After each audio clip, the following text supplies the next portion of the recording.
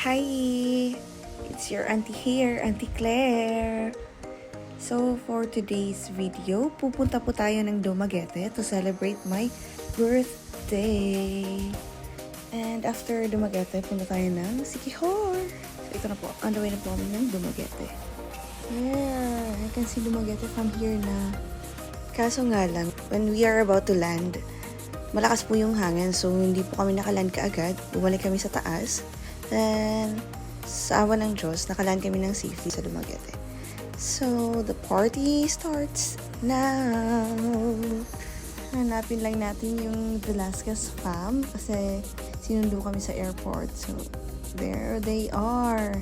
Hello, Leah! Matulog lang kami sa kanila, then bukas punta na kami kagad sa Siquijor. So, here we are. Sakay po muna kami ng barko patungong Siquijor. And yung travel approximately 1 hour and 30 minutes. And nandito na po tayo. So, we decided to go to Book Cafe to have a breakfast. So, those who are planning to visit the cafe, try nyo maging early kasi ang daming tao para maka-choose kayo ng preferred seat nyo. Konting exercise bago marating ang cafe. And there is Mia. Nauna siya sa amin kasi nga pangalawang beses niya nang makapunta dito. Then, pagkapasok niyo po, iiwan niyo yung mga slippers and shoes niyo sa labas. Dahil yun po yung rules nila. Then, look at that view. Apakaganda ko. Ay, singit eh. And here's my favorite part. Kainan na. So, after namin kumain, we decided to drop by the Balete Tree. You can buy souvenirs and potions. Lalong-lalo na yung love potions na hinahanap nyo. No. So, that's the Balete Tree. Sa baba naman, makikita nyo yung maliit na fishes. Tapos noon, we decided to visit the place kung saan kami magstay for a couple of nights. Tingnan nyo naman yung view.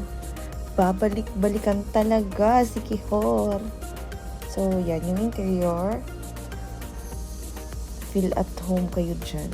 Kinabukasan, birthday ko na po. So, pumunta kami ng church para mag-light ng candle to say my prayers and to thank God for everything. Kinagabihan, nag-decide ako magluluto na lang ako ng dinner. So, ayun na po, umiiyak na tayo dahil sa onion. Hindi ko na pala na-videohan yung mga pagkain at mga kaganapan ng gabing yun. So, pag kinabukasan, tingnan nyo naman, fair weather, hindi maulan. So, excited akong pumunta sa Cambugahay Falls dahil nga ang ganda daw po doon. So, ito na tayo. Pababa na tayo. Hindi ako na-inform na pang matataas pala na tao yung hagdan. Actually, mixed emotions na yung nararamdaman ko dito. Na parang kinakabahan kasi tatalon ako or na-excite.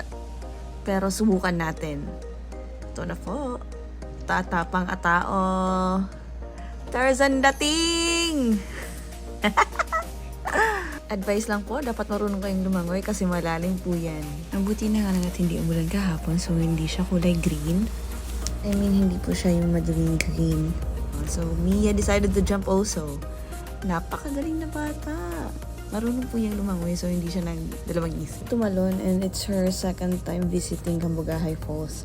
Sa mga nagwa-wonder dyan kung papaano o sino yung nag-video, yan si Kuya. Tingnan niyo naman kung anong ginagawa niya. Next stop is Salagdoong Beach.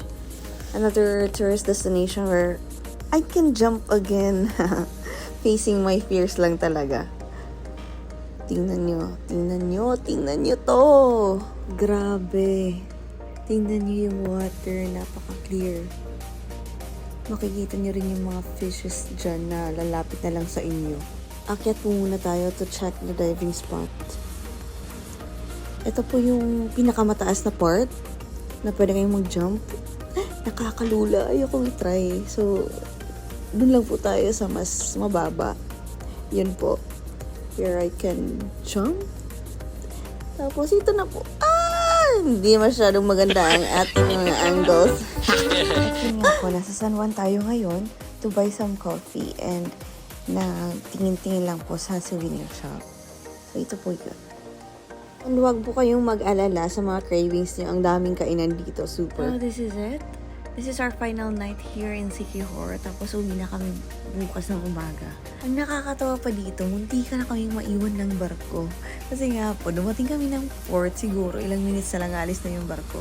Ang buti na lang at naka-reserve kami nung isa pang araw. Huwag kayong tutulad sa amin. Sa mga nagpla-planong mag-Siquijor dyan, huwag na kayong magdalawang isip. Napakaganda talaga ng Siquijor. So this is it. Uwi-end time na. Birthday vacation is over. Back to work again. Thank you for watching!